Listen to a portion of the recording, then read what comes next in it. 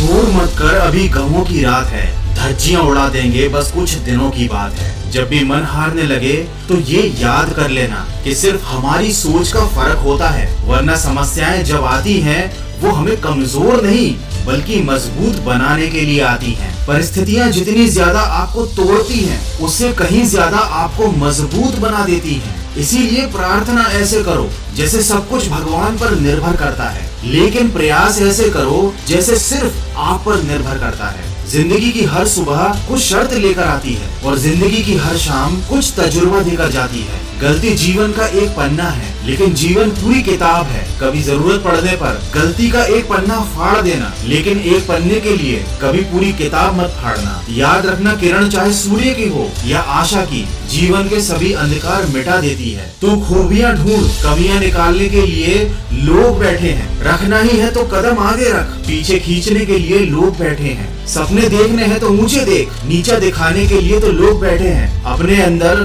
जोश की चिंगारी जला, खुद जलने के लिए तो लोग बैठे हैं। अगर बनानी ही है तो यादें बना, बातें बनाने के लिए तो लोग बैठे हैं। प्यार करना है तो खुद से करना, दुश्मनी करने के लिए लोग बैठे हैं। रहना है तो नादान बच्चा बनकर रह, चालाक बनकर ये लोग बैठे हैं। भरोसा करना है तो खुद पर करना, शक करने के लिए लोग बैठे हैं। तू बस संवार ले खुद को, तुझे आईना दिखाने के लिए लोग बैठे हैं। खुद की अलग पहचान बना ले, क्योंकि भीड़ में चलने के लिए लोग बैठे। बेइज्जती क्या कभी हुई आपकी? कभी ना कभी तो हुई होगी। कभी ना कभी तो किसी ने कहा ही होगा, ए अलग हट यहाँ से, कौन है बे तू? औकात क्या है तेरी?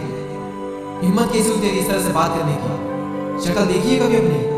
बढ़ाया यहाँ पर बोलने। और जब इस तरह से बेइज्जती होती है तो उस वक्त आपका रिएक्शन क्या होता है? जब भी कोई आपको आपकी औकात याद दिलाता है, उस वक्त आपके अंदर ही अंदर क्या चल रहा होता है? उस वक्त आप कैसे रिएक्ट करते हो? अंदर ही अंदर क्या थॉट्स आते हैं?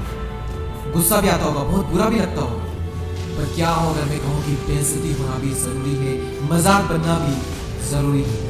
क्योंकि इतिहास गवाह है कि जो जो इंसान जमीन से उठकर आसमान की ऊंचाई पर पहुंचा है ना, हर किसी का कभी ना कभी तो मजाक जरूर बनाए, कभी ना कभी तो बेइज्जती जरूर हुई है, और कई बार हुई है। बात है सन 1999 की, जब रतन टाटा ने अपनी पहली passenger car Tata indica launch की थी, और शुरुआती समय में ही ये पूरी तरह से फेल हो गई।